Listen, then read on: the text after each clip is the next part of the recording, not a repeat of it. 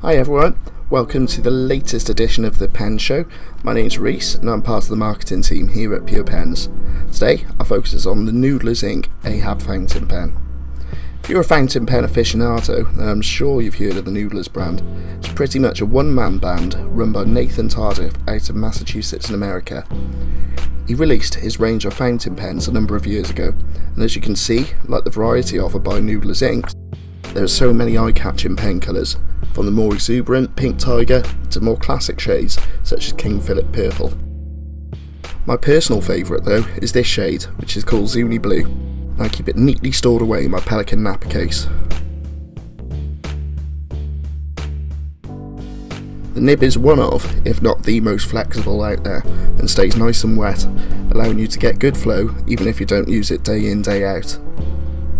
Its flexibility also allows you to draw a number of line widths, and if you press hard, you really do get quite a broad line.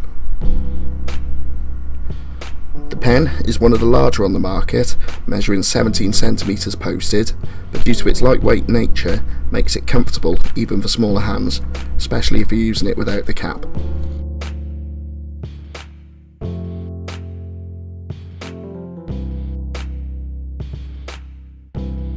Inside the barrel of the Ahab is the filling mechanism.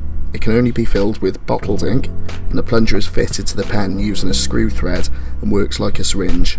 The nib and ink feed is easily removable as it is a simple friction fit. To refit to the pen, place the nib onto the feed as shown and put them back into the grip section, noting that there is a small recess to accommodate the nib as it sits a little proud of the feed. There is a tube on the back of the ink feed which essentially backfills the plunger, filling the handle first and allowing greater ink capacity.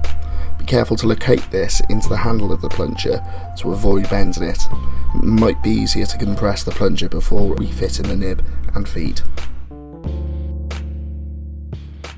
The ink filling method for the Ahab is relatively simple but also slightly different from other piston fill fountain pens.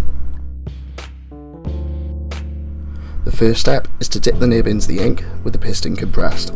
Make sure you compress and retract the plunger a few times to ensure the ink fills the upper chamber and enters the ink feed consistently. Once done, compress the plunger slightly to remove any air pockets that may be in the ink.